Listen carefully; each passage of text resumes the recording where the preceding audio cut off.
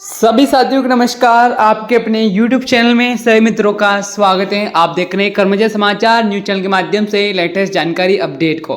साथियों पूरी अपडेट को जरूर देखिएगा। करोड़ों कर्मचारी के लिए बड़ी खुश खबर, डीए में फिर बढ़ोतरी, देखे कितनी डी हाइक, लेटेस्ट अपडेट को जानेंगे। चैनल के माध्यम से लेटेस्ट अपडेट को पूरी अपडेट जानने का प्रयास देखिएगा। और आप देख रहे हैं कर्मजय समाचार न्यूज चैनल के माध्यम से लेटेस्ट अपडेट को। ब्रेकिंग न्यूज अभी भी आई नई खबर के मुताबिक कर्मचारियों का इतना बढ़ेगा डीए। सभी कर्मचारियों के बल्ले बल्ले। साथियों पूरी अपडेट को जरूर देखिएगा।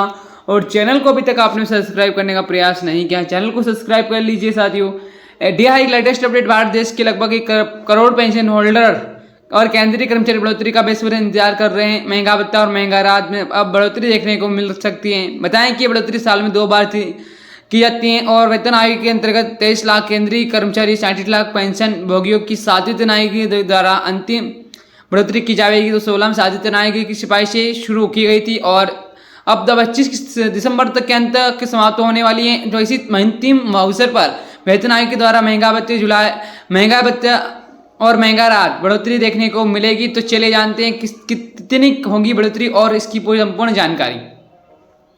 कब तक होगा बढ़ोतरी का ऐलान? डीए बढ़ोतरी अक्सर जुलाई महीने में लागू की जाती है, परंतु इसके जारी होने की घोषणा थोड़ी देर से होती है। आमतौर पर त्योहारों के मौसम के साथ अक्टूबर नवंबर के आसपास की केंद्र सरकार के द्वारा अपने कर्मचारियों की पेंशन भोगियों के खाते में ये भेजी जाती है। और देखना यह कि 2025 में क्या इस बार अक्टूबर के आसपास कर्मचारियों की भर्ती बढ़ोतरी की जाएगी। इन सवालों की जवाब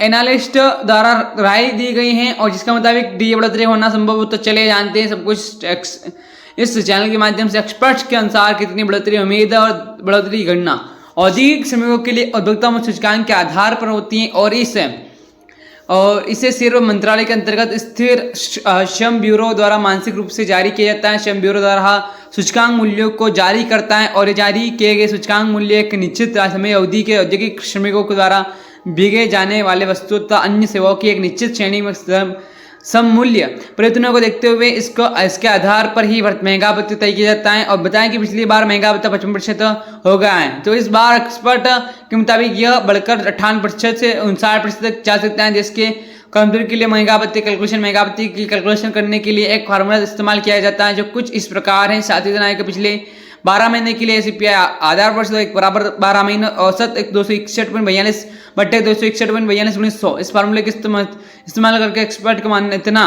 कि इस बार लगभग 3% तक बढ़ सकता है। जो पहले 55% था, इस बढ़ोतरी के बाद 58% या 59% तक किया जा सकता है।